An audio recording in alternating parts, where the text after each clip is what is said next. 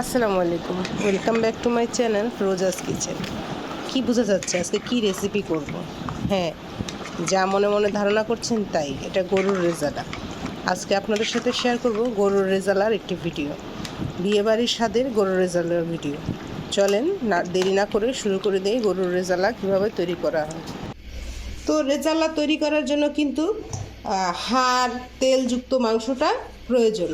একেবারে সলিড মাংস, রানের মাংস দিয়ে রেজালা সুন্দর হয় না। এই জন্য আমি চর্বিযুক্ত, হাড়যুক্ত, একটু সফট নরম সিনার মাংস নিয়ে নিচ্ছি 1 কেজি। আমি আজকে দেখাবো 1 কেজি পরিমাণ। এতে করে আপনারা 10 কেজিও রান্না করতে পারবেন। একই পরিমাণ মশলা, শুধু 1 কেজির মশলা হিসেবে বাড়িয়ে বাড়িয়ে দিবেন। তখন আপনারা 10 কেজি পর্যন্ত রান্না করতে পারবেন নির্ভয়ে। 10 কেজি না, আপনার যত ইচ্ছা তত করতে পারবেন। তবে আপনাকে একটু 10 কেজি করে পার্টে পার্টে করতে হবে যদি ঘরে তৈরি করেন। তো আমি পুরো রান্নার প্রসেসে চলে যাই। প্রতিটা শাহী রান্নাতেই বেরেস্তা প্রয়োজন হয়। বেরেস্তা ছাড়া শাহী রান্না সম্পূর্ণ হয় না। তাই আমি সবার প্রথমে কিছু বেরেস্তা করে নিচ্ছি, কারণ রেজালাতে বেরেস্তা দিতে হয়। আমি একটা পাত্র বসিয়ে দিলাম, এখন এর মাঝে দিয়ে দিব তেল। রোস্টে কিন্তু রেজালাতে কিন্তু তেলটা একটু বেশি লাগে, ঠিক আছে? রেজালাতে তেল, পেঁয়াজ এগুলো একটু বেশি লাগে রেজালাতে। আমি তেল দিয়ে দিলাম। তেলটা একটু গরম হলে আমি এর ভিতরে আস্তে আস্তে মশলা দিয়ে দিই। আমি এর মাঝে দিয়ে দিলাম 4টা দারচিনি, তারপর দিয়ে দিলাম 4-5টা লং, দিয়ে দিলাম 4-5টা এলাচ,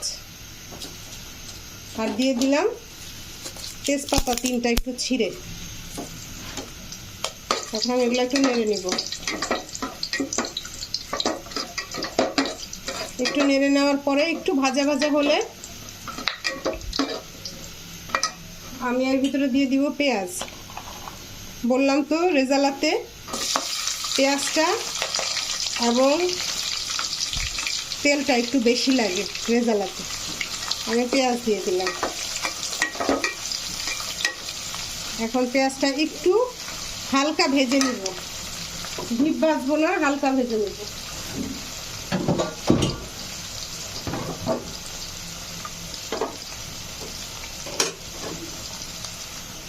পেঁয়াজটা পুরো ভাজবো না বা বেরেস্তা করবো না, মানে একটু মোটামুটি ভাজা হয়েছে মতো, একটু মানে একটু হালকা একটু ভাজা করে আমি এর মাঝে দিয়ে দিলাম একটু পানি দিয়ে দিলাম। এখন আমি এর মাঝে একটা একটা করে মশলা দিয়ে দেব। যেহেতু আমার 1 কেজি গরুর মাংস, সেই জন্য আমি 1 টেবিল চামচ আদা দিলাম,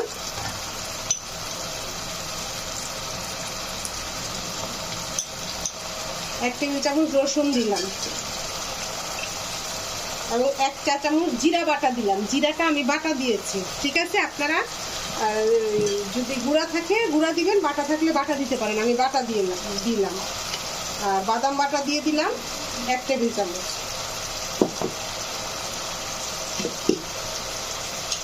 এখন আমি ধনে গুঁড়া দিব, লাল মরিচের গুঁড়া দিব। লাল মরিচের গুঁড়া দিয়ে দিলাম। এটা স্বাদ অনুযায়ী দিবেন। লাল মরিচের গুঁড়া দিবেন যার যেরকম স্বাদ, যে যেরকম ঝাল খেতে পছন্দ করেন সেরকম দিবেন। আমি দিলাম 1.5 চা চামচ। তারপরে লবণ আপাততর জন্য 1 চা চামচ দিলাম। পরবর্তীতে আমি আবার লবণ দিব, এটা দেখে তারপরে দিব। জিরার গুঁড়া দিয়ে দিলাম 1 চা চামচ। আমরা একটু নেড়ে দিলাম। সব মশলা দিয়ে একটু নেড়ে দিব। সব মশলা দিয়ে নেড়ে দিব।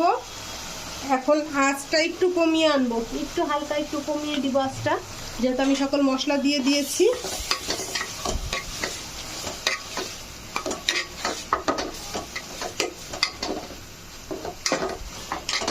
এখন মশলা একটু কষাকষি হোক, তারপর আমি মাংসটা দিয়ে দিব।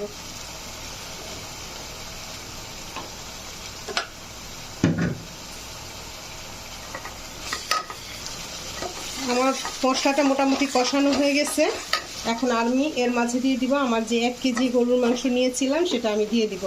আমি এখানে আগেও বলেছি হাড়, চর্বি তেল সহ সিনার মাংস নিয়েছি। রেজালার জন্য সিনার মাংসটা নিতে চেষ্টা করবেন, রানের মাংস নেবেন না। রানের মাংস রুঠা রুঠা হয়, চাক হয় শুধু। হ্যাঁ, এই জন্য আমি নিলাম সিনার মাংস। এখন আমি একটু নেড়ে দিব।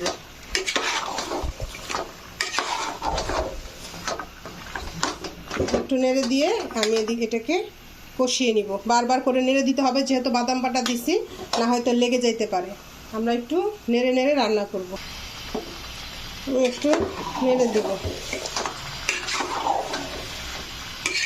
আচ্ছা, কথায় কথায় আমি হলুদের গুঁড়া দিতে ভুলে গেছি। আমি হলুদের গুঁড়া দিব। সমস্যা নাই, এখনও দিতে পারবো, কোনো বিষয় না। হলুদের গুঁড়া দিব।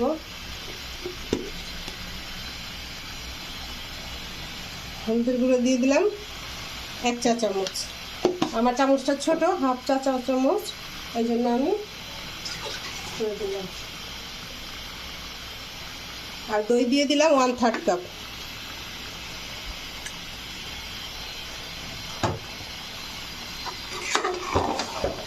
হাফ কাপের চেয়ে একটু কম দই দিয়ে দিলাম। এখন আমি এটাকে সুন্দর করে কষিয়ে নিব। আমার মোটামুটি সব মশলা দেওয়া হয়ে গেছে। এটা মশলা ধাপে ধাপে যাবে, একবারে যাবে না, আরও মশলা যাবে এখানে। ধাপে ধাপে আমি আরও মশলা দিব এখানে অনেক। এখন আমি সুন্দর করে ঢেকে দিব। এটা নিজে নিজেই হতে থাকবে।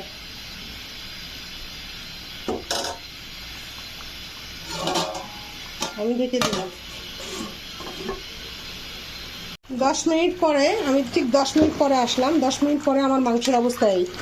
টাটকা মাংস নিলে গায়ের থেকে পানি ছাড়ে, আর ফ্রিজের মাংস নিলে তেমন একটা পানি ছাড়ে না। কিন্তু টাটকা মাংসটা আমি একেবারে এখনই কিনে আনিয়েছি, মানে একেবারে টাটকা।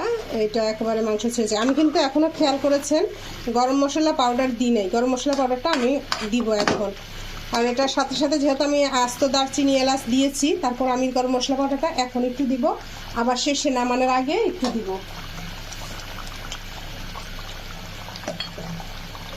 আমি এখন হাফ চা চামচের মতো গরম মশলা পাউডার দিয়ে দিব।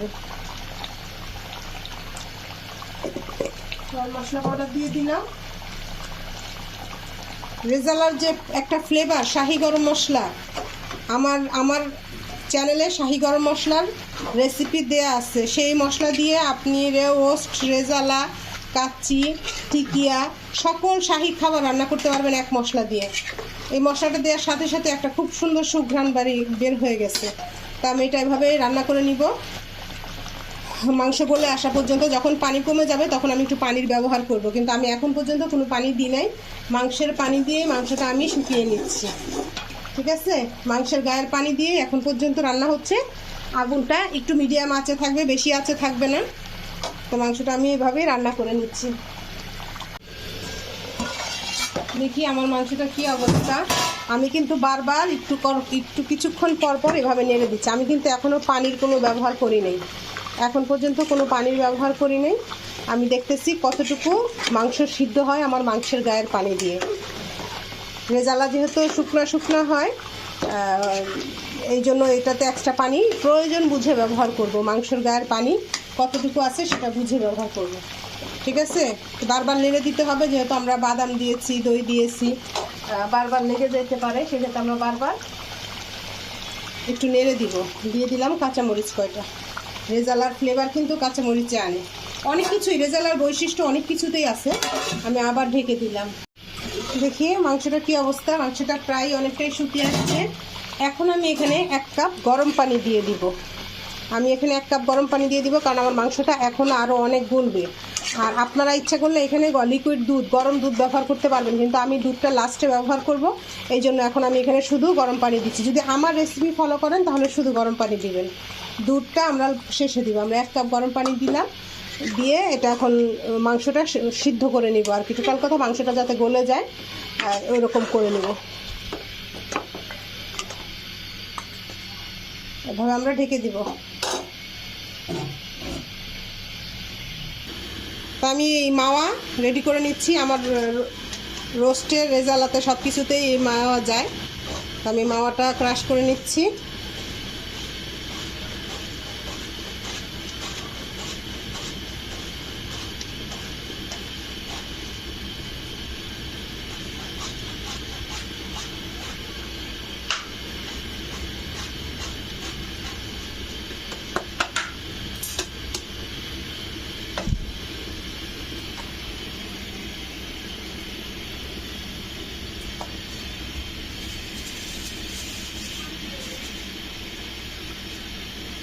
আমি মাওয়াটা ক্রাশ করে নিয়েছি আর এখানে নিলাম বেরেস্তা,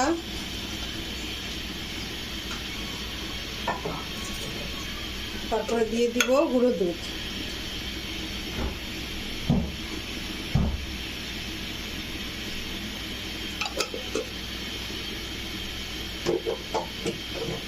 এটা আমি সুন্দর করে ভেঙে নিব, বেরেস্তাগুলা, মাওয়াগুলা, দুধগুলা মিক্সড করে ফেলবো সবগুলো। এটাই হচ্ছে শাহি ফ্লেভারের, শাহি মশলার মূল ইনগ্রিডিয়েন্টস, যেটা হচ্ছে মাওয়া, বেরেস্তা, দুধ। এই তিনটার মিশ্রণে একটা যে পেস্ট তৈরি হয়, এটাই আপনার রেজালা রোস্টের জান।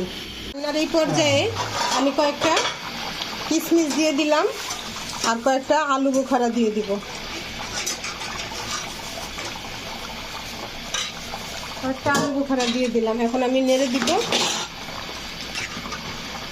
নেড়ে এখন আঁচটা কমিয়ে দিব। আর এখন আমার মাংস গলে গেছে, অনেকটাই রান্না হয়ে গেছে, বেশিরভাগ রান্নাটাই হয়ে গেছে। এখন আমি তরকারি চুলার উপরে তেলটা আনবো। আমার এই যে আমি যে দুধের গুঁড়া, বেরেস্তা এবং মাওয়া দিয়ে যেই পেস্ট, যেই একটা মশলা তৈরি করেছি, এই মশলাটা আমি এখন উপর দিয়ে ছিটিয়ে দেবো।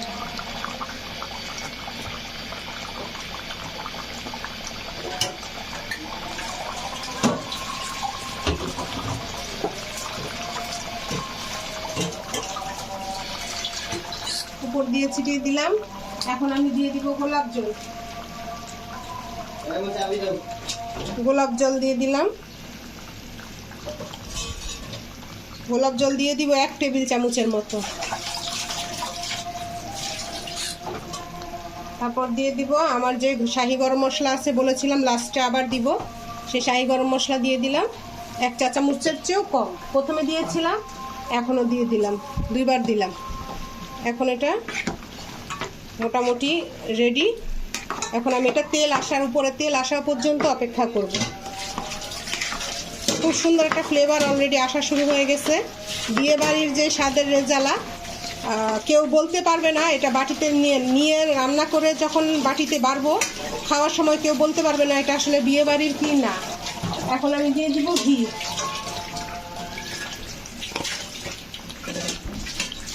উপর দিয়ে দিলাম ঘি। এখন আমি এটা ঢেকে দিব 5 থেকে 10 মিনিট। আমি এটা তেল আনবো, ঢেকে দিলে তেলটা উপরে চলে আসবে। তেলটা উপরে চলে আসছে, আমার রান্নাটাও কমপ্লিট হয়ে গেছে। তৈরি হয়ে গেল শাহি রেজালা। চমৎকার এই রেজালা পোলাওর সাথে চমৎকার লাগে। তো আপনাদের কেমন লাগলো ভিডিওটি? আমার ভিডিওটি যদি ভালো লেগে থাকে অবশ্যই লাইক, কমেন্ট, শেয়ার করে দিবেন এবং বেশি বেশি শেয়ার করবেন। চ্যানেলটি সাবস্ক্রাইব করে দিবেন নতুন নতুন ভিডিও পাওয়ার জন্য। সবাই ভালো থাকবেন, আবার দেখা হবে নতুন কোনো রেসিপিতে।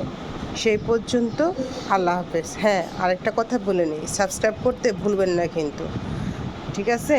কারণ আমি সবসময় আপনাদের জন্য নতুন নতুন ভিডিও নিয়ে আসি। ভালো থাকবেন সবাই।